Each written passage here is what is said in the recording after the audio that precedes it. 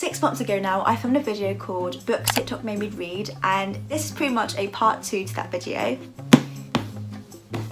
So I picked up 4 of the most popular books I've seen all over my For You page, and I read them, and I'm now going to give you a review of these books. What I'm going to do, let's get started. The first book I read was Punk 57 by Penelope Douglas, and oh my god, this is one spicy book, let me tell you. So it basically follows a guy called Misha and a girl called Ryan, and they're both from different schools, and in 5th grade their teacher set them up to become pen pals. The teacher got messed up.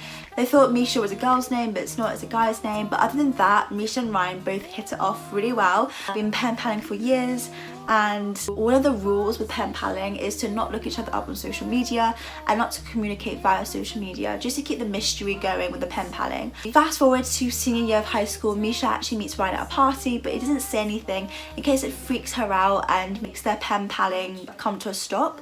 However, an incident happens after the party which meant that Misha had to stop pen paling Ryan for a while, and a couple months later Misha actually transferred to Ryan's high school, and he absolutely hates her, absolutely despises her. Like, she's not who she says she is in the letters that she sends him. I'm going to tell you why Misha transferred high school and why Ryan's acting the way she is. And I will say though, like, when I found out about why Misha transferred high schools, I didn't expect it. You know, it goes from like best friends to enemies to lovers, which is a very interesting trope, but I like it. I loved it, and like I said, it is a very spicy book, so do keep that in mind. I personally feel like it was well written, and I'm going to give this a solid 8 out of 10. The next book I read is The Unhoneymooners by Christina Lauren, and it's your classic enemies to lovers book. I honestly do recommend this if you want a book to read over the summer, or if you're going on holiday somewhere.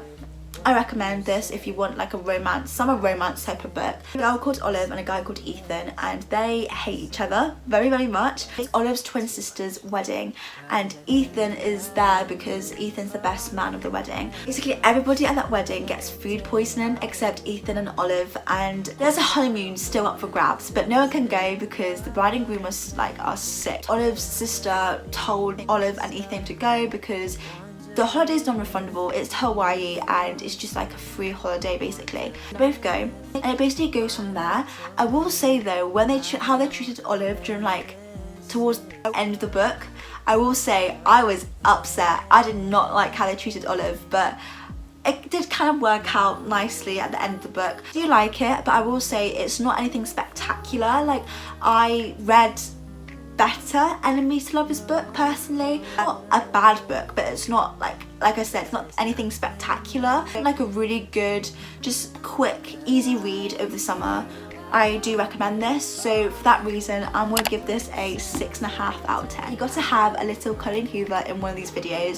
So this is Ugly Love by Colleen Hoover, and I absolutely love Colleen Hoover. I know that she's very, very popular on TikTok, but I do like her books because every time I read them it's something different. So this book follows a girl called Tate, and she moves into her brother's apartment so she can find like a good stable job. It's her brother's best friend called Miles, and he's also her new neighbour because he lives in the same apartment complex as her, and basically they don't really get off with a great start. So they get to know each other a little bit more, and they are physically attracted to one another, but both of them are not really at a stage to be in like a full committed relationship or like a serious relationship because Kate is busy with a new job, and also it happened in Miles' past, which means he's not really ready for a relationship just yet. So they basically have a fling, like friends with benefits, and with one of those like friends with benefits or like a fling, one of them is bound to catch feelings for another. So Tate starts to catch feelings for Miles, and Miles is still adamant he does not want a relationship. The story basically goes on to tell you why Miles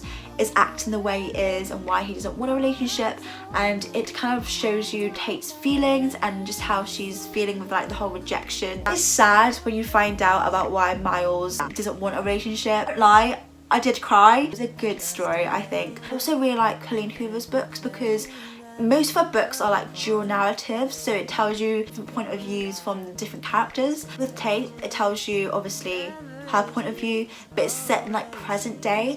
Miles is set in the past, and by the time the past and the present kind of catch up with one another, I'll explain why Miles doesn't want a relationship.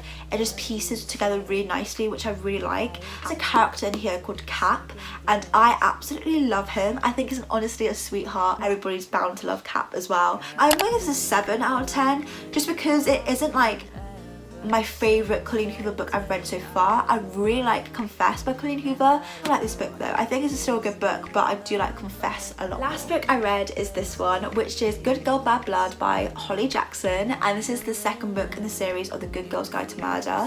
And if you've seen last week's video, which was Summer Prep with Me, I reserved the last book of this series, and I'm still waiting for that book. It's still yet to arrive. I am looking forward to reading that though.